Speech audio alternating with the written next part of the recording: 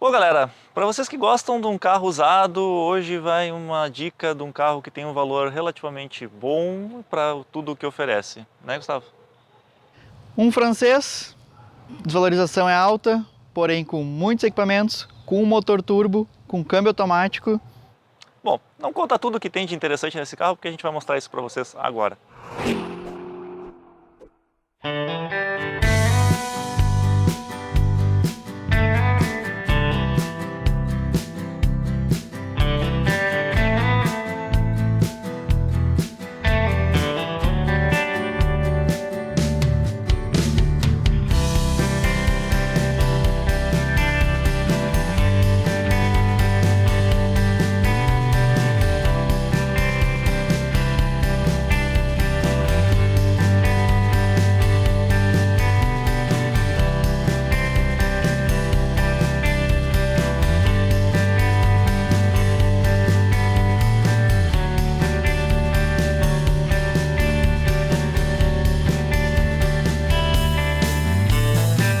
Bom, mas antes da gente mostrar o carro para vocês, a gente queria apresentar o dono do carro. Francisco, prazer te conhecer, cara, obrigado pela oportunidade.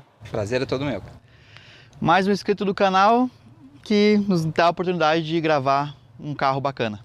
E nós vamos mostrar para vocês hoje que ele tem pontos muito fortes e alguns pontos assim também não tão bons, né? Mas como a gente é sempre sincero, a gente achou um cara aí disposto a deixar a gente gravar tudo de verdade do carro e vamos lá, né?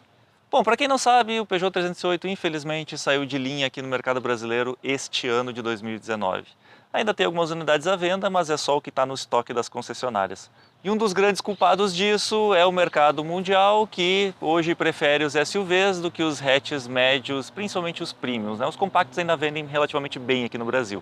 Mas não dá para colocar a culpa só no mercado. Na verdade, a Peugeot teve alguns problemas no passado com a rede de revendas e o pós-vendas deles não era dos melhores, principalmente quando tu precisava comprar uma peça. Muitas pessoas levavam na concessionária e peças de acabamento como essa daqui do para-brisa eram dificílimas de encontrar. Eu tenho um amigo meu que inclusive está até hoje sem esse acabamento porque ninguém tem para vender. Quem acabou perdendo com isso foram os proprietários que tiraram esse carro 0 km. Por quê? Porque a desvalorização dele foi altíssima. Mas, como sempre existe o lado bom da história, eu vou mostrar para vocês hoje que para quem está buscando um carro usado na faixa aí dos 40, 50 mil, esse daqui pode ser uma boa escolha. Mas também vou mostrar o outro detalhe que tem por trás disso. O 308 ele foi lançado na Europa em 2007. Para nós aqui brasileiros chegou só em 2012. O que muitas pessoas talvez não saibam é que ele não é só uma evolução do 307, ele é basicamente o 307 diferente. Por quê? Porque ele usa a mesma plataforma. Só que ele cresceu em todas as dimensões e ficou bem diferente por dentro. Apesar desse carro ser um hatch médio, vocês vão ver que o porta-malas dele definitivamente não combina com a definição. Por quê?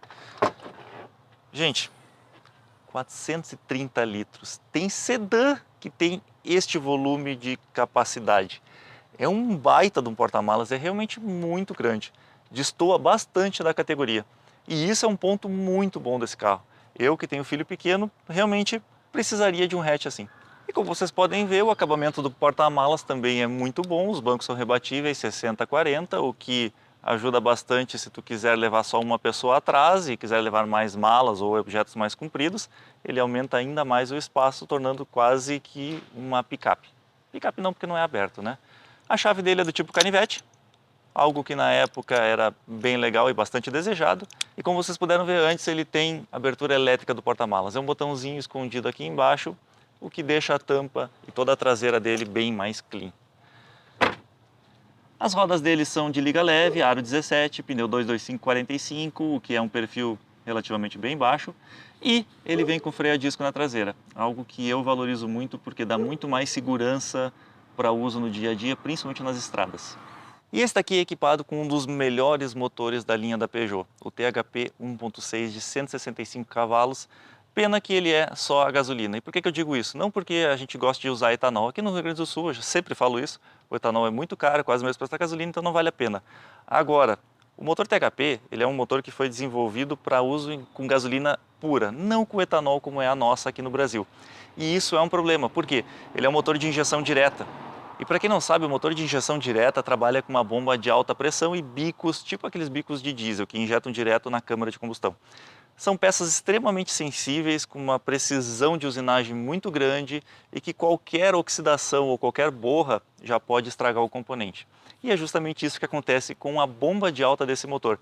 Esse aqui é o primeiro problema desse motor, tem que tomar muito cuidado. Não dá para ficar usando qualquer gasolina, não dá para ficar colocando uma gasolina de qualidade duvidosa, porque se a bomba de alta estragar, tu vai gastar facilmente mais de R$ 3.000. E não é difícil de acontecer nesta versão puramente a gasolina.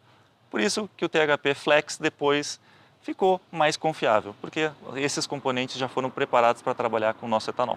Agora, uma coisa que é muito legal nesse motor, são 24,5 kgf de torque disponíveis a partir de 1.400 RPM. Cara, é um torque muito alto em baixíssima rotação. Isso associado ao câmbio automático de 6 marchas, deve dar uma bela de uma boa condução. Estou louco para dar uma volta nesse carro para ver como é que ele desempenha. E o último detalhe que eu acho que é importantíssimo a gente compartilhar com vocês aqui sobre o compartimento do motor. Sabe essa forração acústica que tem aqui em cima no capô, que melhora o isolamento de ruídos e barulhos provindos do motor? Esse carro aqui ele teve um problema que ele até sofreu um recall, e se o teu não foi corrigido ainda, tem que tentar ir lá na concessionária e negociar com eles. Por quê? Porque essa manta ele não tinha essas duas presilhas aqui no meio, e ela com o tempo acaba cedendo e ela pode encostar aqui na turbina, que é uma peça muito quente. Na melhor das hipóteses, vai queimar aqui assim, fazer um buraco e tal, vai ficar uma peça feia. Na pior das hipóteses, tu pode incendiar o teu carro. Então, fique muito atento a isso. Tem que ter essas duas presilhas aqui. Se não tiver, vai na concessionária e pede para eles trocarem a peça e botar essas duas presilhas, porque é importantíssimo. Agora esse carro tem uma curiosidade que é muito engraçada. Aqui tem um adesivinho dizendo que quando for fechar o capô, é para soltar ele de uma altura de mais ou menos 20 centímetros e deixar ele cair ao natural. Isso deveria acontecer com todos os carros, porque nenhum capô é feito para ser pressionado, né? Mas as pessoas às vezes não sabem disso. Eu achei legal que a Peugeot botou esse alerta, eu não costumo ver isso em nenhum outro tipo de carro. Agora um alerta muito engraçado e que realmente não é comum de se ver em nenhum carro, é o que tem nessa tampa aqui. Aqui está escrito para não usar lava-jato nessa região e ainda pede para ler o manual. Curioso, né? Como vocês podem ver, a frente desse carro aqui segue uma tendência bem característica dos carros da marca. O farol tem 3 projetores individuais, um para luz alta, um para luz normal e o outro para o pisca. Aqui embaixo, o farol de neblina e em cima dele um detalhe do DRL, aquela luz para condução diurna, que eu acho bem interessante. Ele sofreu facelift em 2016, veio com uma frente um pouquinho diferente e essa é uma das versões mais raras de se encontrar. Por quê? Porque em 2018 ele vendeu só 434 unidades. É realmente muito pouco. Uma outra coisa que é importante a gente falar.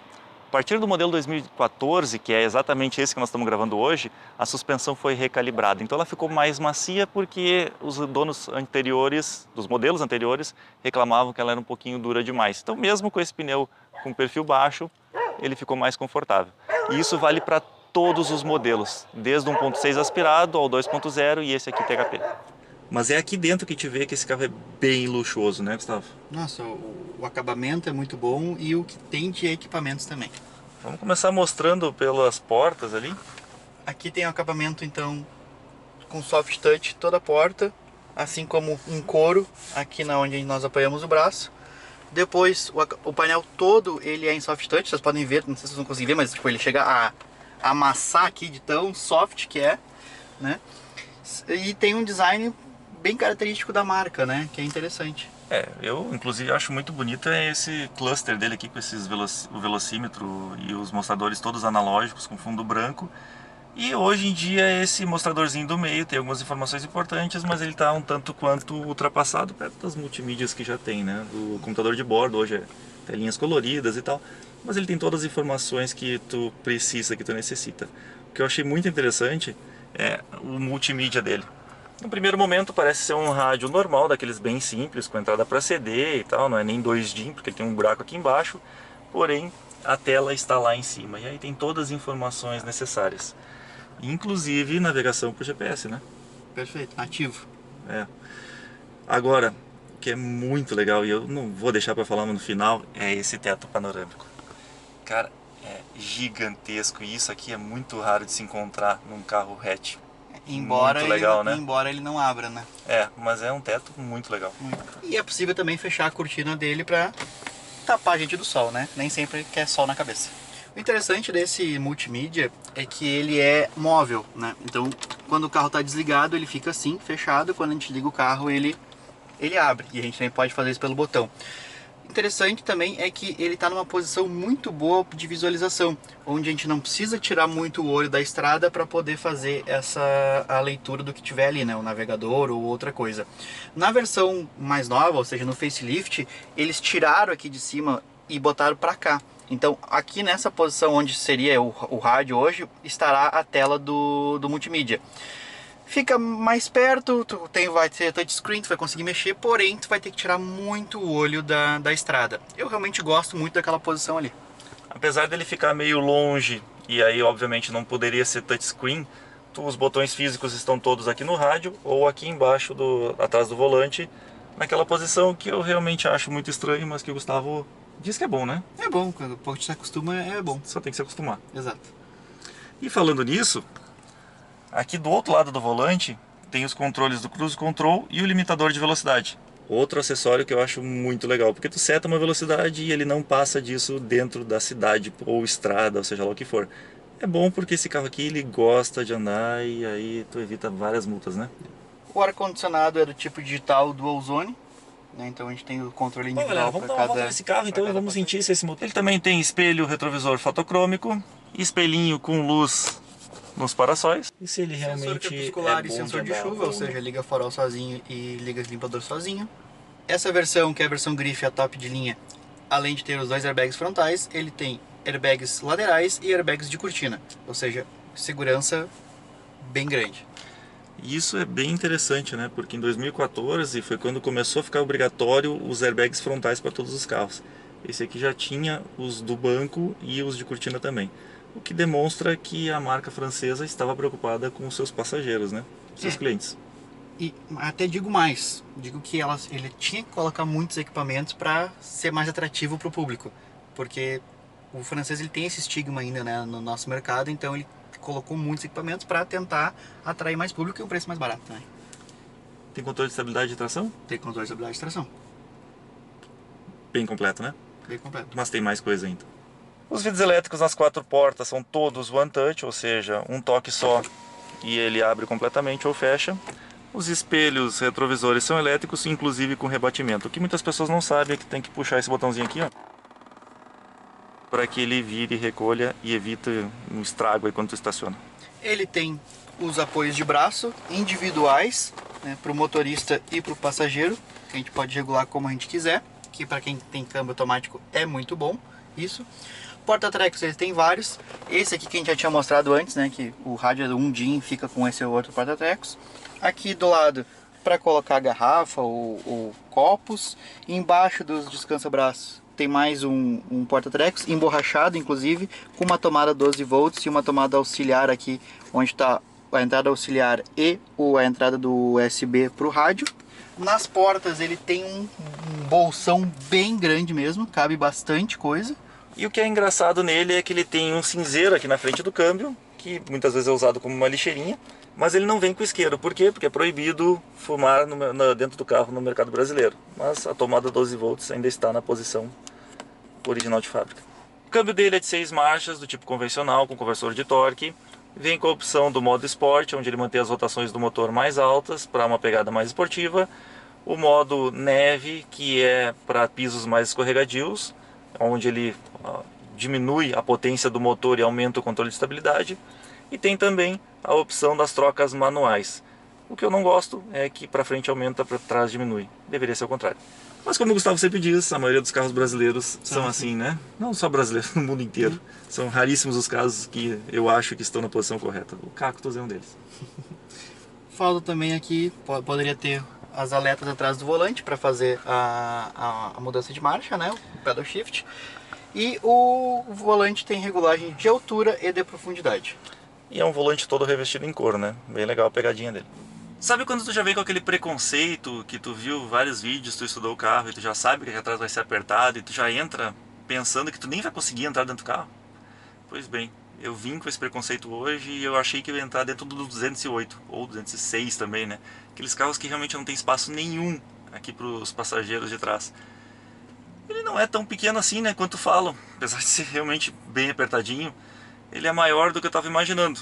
Eu com 1,81 m, tô com a cabeça encostada no teto, mas não está me incomodando. Na verdade, os cabelos estão encostados, a cabeça não. E o banco do motorista regulado para mim tá com as pernas encostadas, empurrando para frente. Poderia ser um pouco maior, até porque tu pensa que o porta-mala é gigante e tu vai achar que todo o carro é gigante, né? Na verdade, não tem como tu fazer um carro curto que nem esse, que é um hatch, ter espaço gigante no porta-malas e espaço para todos os passageiros, né? Então eles priorizaram quem vai na frente, o condutor e mais o passageiro do lado, e o tamanho do porta-malas. Atrás é mais recomendado para crianças ou adolescentes que não se preocupem tanto com conforto assim. Não, mas eu tô bem. Eu não sou tão grande, eu tenho 1,72 m, não tô com as pernas encostadas no banco, não tô com a cabeça encostada em cima, então tô tranquilo. O problema é pra quem é alto. Eu nem sou tão alto assim, cara.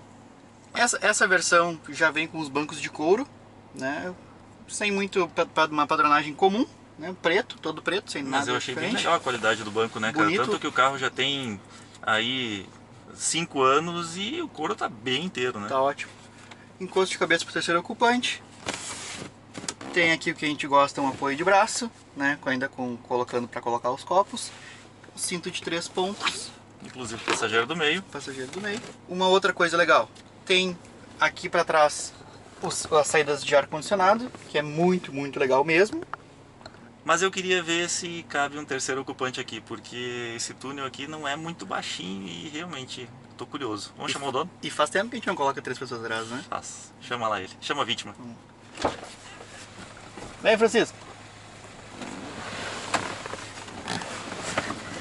Será que vão caber os 3? Isso que nós vamos descobrir agora.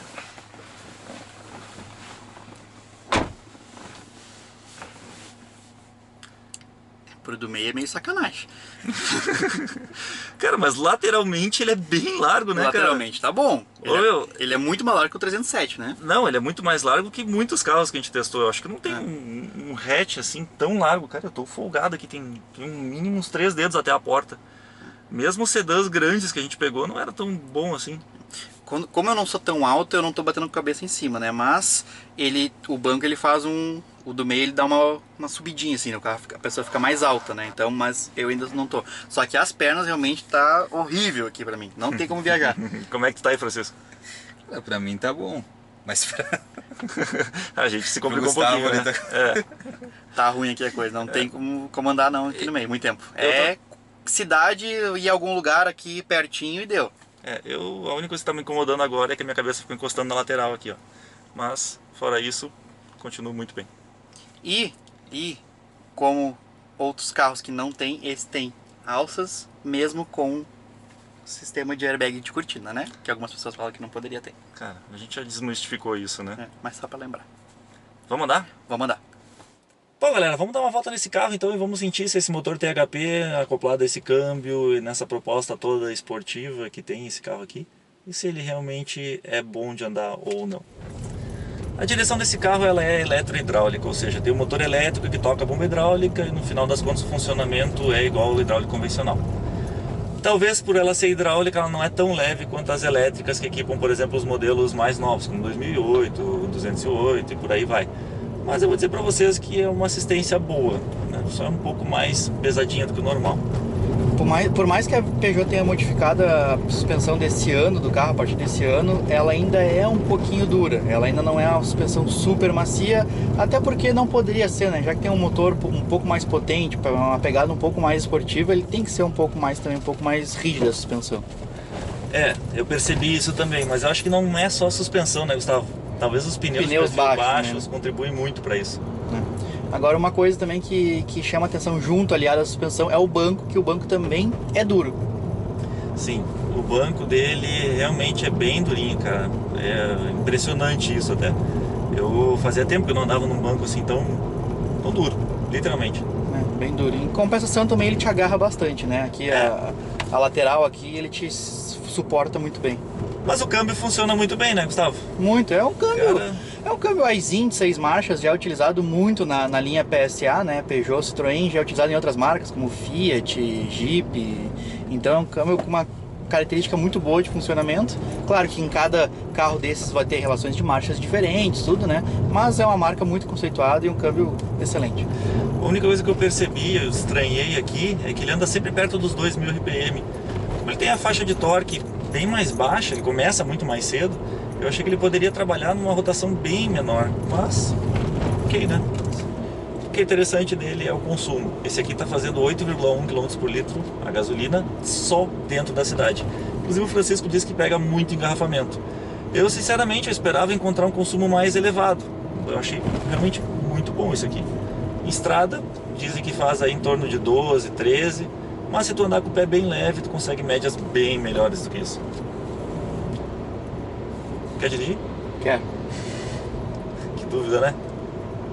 Agora tem um outro detalhe que eu acho importante a gente falar, é que assim, muitas pessoas reclamam que ele raspa com muita facilidade. Sim, isso é verdade por dois motivos. Primeiro que o carro é muito baixo, segundo que o para-choque é muito para frente em relação ao eixo dianteiro. Então ele acaba criando um ângulo muito pequeno de entrada e saída. Isso não diria que é ruim, mas tem que ficar atento, porque entradas e saídas de garagem, se ela for muito íngreme, realmente dá aquela raspadinha. Agora eu queria falar de duas coisinhas que pesam nesse carro: manutenção e seguro. Ah, isso é verdade. Seguro, nesse carro, no perfil do Francisco, ele está pagando R$4.000 de seguro. Isso dá mais ou menos 10% do valor do carro, um pouquinho menos. Inclusive a seguradora obrigou ele a colocar um rastreador nesse carro. Por quê? Porque ele é um carro que tem um índice de roubo muito grande. E aí é que vem a parte engraçada. Não é que ele é muito visado para roubo, não, até roubam pouco os carros desse no geral. Como ele vendeu muito pouco, o percentual de carros roubados em relação à quantidade de carros vendidos, que é o que a seguradora mede, é alto. E aí ele se torna visado segundo a seguradora. E também o que colabora é a manutenção cara, preço de peças caras. Ou seja, dá uma batida, as peças são caras, então é caro para consertar o carro. Consequentemente, o seguro também aumenta um pouco. E era isso que tu ia falar como um segundo ponto negativo, Como né? segundo ponto, quando esse carro era zero, até agora, até final desse ano, quando esse carro era zero, até o começo desse ano, a manutenção dele, a manutenção programada, as revisões até 60 mil quilômetros, era um valor de R$4.600. Não é um valor absurdo, não é. Porém, nós já pegamos carros aí, e até mais caros do que esse, que a manutenção era de R$3.000, R$3.500. Ou seja, ele está R$1.000, R$1.500 acima do que é um padrão bom hoje em dia para o brasileiro. Mas se tu considerar que a do Fox passa de 5.000, cara, não é tão alta assim, né? É que ali é um extremo, né? extremo, né, o Fox, né? E o que vai pecar bastante, o que é? Preço de peças. Normalmente são peças mais caras, né? Todo o francês normalmente é uma peça mais cara, o grupo PSA tem um pouco de peças mais caras, né? E aqui não foge a regra. E tem um detalhe importante aí, a Peugeot está trabalhando muito forte para melhorar o pós-venda deles, porque é uma coisa que marcou, infelizmente, a marca negativamente nos últimos anos. Mas eles vêm melhorando muito forte, eles estão colocando concessionárias novas, estão aumentando o estoque de peças para o consumidor. Então a tendência agora é tu não mais ficar perdido, talvez alguns meses sem carro, porque mesmo que não tenha peça, a Peugeot tem um programa lá que ela te empresta um carro por um tempo, se ela não conseguir a peça disponível para ti. O que é muito bom e que eu acho que vai trazer mais confiabilidade para a marca e vai retomar o prestígio que ela já teve no passado. Inclusive foi o que aconteceu com o Francisco. Quando ele foi fazer o recall desse carro aqui, eles emprestaram um carro para ele, um 2008, e ele ficou com 2008 e elogiou bastante, né, Francisco, o atendimento da Peugeot. Sim. Isso é legal, né, cara? Eu acho que todas as marcas deveriam se preocupar bastante com o pós-venda. Não adianta só vender o carro, tem que se preocupar com o que vai acontecer depois. E com relação aos problemas mais comuns dessa versão desse carro, principalmente do THP, a gente pode citar três. Primeiro, já melhoraram bastante isso. A bomba de alta, né, que o Felipe já comentou lá quando a gente estava falando sobre o motor. Então a versão Flex já melhorou isso, já quase não existe, porém nessa versão gasolina é bem comum acontecer. Inclusive nesse carro foi trocado a bomba de alta com 40 mil quilômetros, né, hoje esse carro está com 60 mil. Segundo item desse mesmo motor, a tampa de válvulas ela tem um diafragma que segura a passagem do óleo, que tem uma liberação de passagem de óleo para o motor. E esse diafragma estraga e começa a passar muito óleo para dentro do motor, o motor começa a consumir o óleo. Esse é um problema que não adianta só trocar o diafragma, tem que trocar a tampa toda. E isso é um valor bem alto. Também foi trocado nesse carro aqui. Também foi trocado nesse carro aqui. E o terceiro ponto é a suspensão, que nessa linha 2014 já melhorou, eles já melhoraram isso, já deixaram ela mais suave, tudo, porém os batentes dos amortecedores, os amortecedores normalmente eles estragam com mais facilidade. Inclusive, só para citar o preço que o Francisco pagou, ele gastou R$2.000 para trocar a tampa de válvulas em cima do cabeçote. Cara, é carinho, né? E tem um outro problema que é bem comum acontecer nos primeiros motores THP, principalmente esses que não são versão flex ainda. O tucho que estica a corrente do comando, ele costuma bater principalmente quando o motor está frio. Isso é um problema que a concessionária sabe e resolve em garantia desde que o carro esteja dentro dos 3 anos previstos. Bom, se não estiver, ou tu troca ou te acostuma com o barulho. Não vai dar problema, não vai estragar por causa disso, mas algumas pessoas se incomodam. Bom, resumindo tudo que a gente viu aqui hoje. É um carro extremamente bem construído, que tem materiais de muito boa qualidade, tanto que os bancos dele, mesmo 5 anos, estão perfeitos. Tem soft touch por tudo, tu vê que não é um painel, o acabamento de plástico dele não é bagaceiro, é um acabamento bem caro, bem legal. Tem vários mimos, né, como o ar-condicionado dual zone, tem o multimídia lá em cima que recolhe se tu ficar incomodado, ele está numa posição legal também. O motor THP a gente sabe que é um motor que consegue aliar um bom desempenho a um bom consumo, como esse carro aqui tem mostrado para nós. Tem que tomar alguns cuidados com a manutenção, se tu não fizer em dia, esse carro vai incomodar e aí vai ser caro. E aí não adianta botar a culpa no carro. Muitas vezes os problemas que ele apresenta estão mais relacionados com a falta de manutenção do que realmente um problema mecânico do carro. Ela é carinha, sim, ela é um pouco mais cara que o normal, mas quando tu compra tem que estar ciente disto, né? Eu acho que ele é um bom usado, ou seminovo, como queiram, no mercado hoje em dia, porque ele tem muitas qualidades, ele tem um motor rápido, um motor forte, ele tem um motor que é relativamente econômico, ele tem muitos itens de série, ele tem um espaço bom, um porta-mala. Cara, acho que uma das grandes vantagens desse carro hatch é o porta-mala, que é muito, muito grande, muito maior que até de alguns sedãs. Agora, tem aquele senão, assim, que é o valor do seguro, que é bem puxado, eu acho, né? E o valor das manutenções, que às vezes me assustam, assim, né, nesse tipo de carro. Mas de resto eu gostei muito, gostei de dirigir, de habilidade, tudo. Agora saibam, se for comprar um carro desses, suspensão é mais durinha, tem que estar mais acostumado com isso. Não é uma nave molengona pra de andar. Mas eu acho sinceramente, cara, hoje comprar um carro desses por uns 40 mil aí que tu consegue, se tu procurar bem, eu acho que ainda vale a pena, né, Gustavo? Eu acho que é um carro legal, cara, que tem muitas qualidades, tem os seus porém sim, mas tu estando atento disso, eu acho que não é um grande problema, ele não tem nada muito sério. Então tá, galera, eu queria agradecer ao Francisco aí pela oportunidade de testar o carro dele. Cara, obrigado. Se vocês têm mais alguma dúvida, querem saber um pouco mais sobre o carro, já tiveram esse carro, já tiveram experiência com esse motor, com o que seja, comentem aqui embaixo, falem, contem. Sempre bom para quem vai comprar um carro desses usado, né? O pessoal lê os comentários e vê o que está acontecendo realmente. E valeu, muito obrigado e até a próxima. Valeu.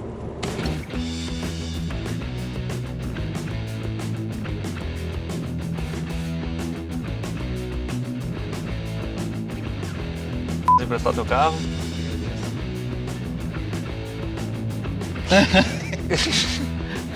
E o Gustavo travou. Literalmente hoje ele travou. Tu podia ter complementado, né? Vai de novo. E aí? Tá meio mal, cara, tá muito mal. Se o Gustavo bebesse, eu ia dizer que ele tomou todas ontem. Tudo por causa daquela tendência mundial dos carros hatches médios deixarem de serem... Tava bem até essa hora. Tava bem até essa hora. Vai de novo, vai de novo. Vai lá, ver o tio do Uno de novo. Corrida de novo. Uhum. Cara, esse cara já passou nos outros vídeos nossos antes. Ó quem tá lá. Olha lá. Paula! Paula!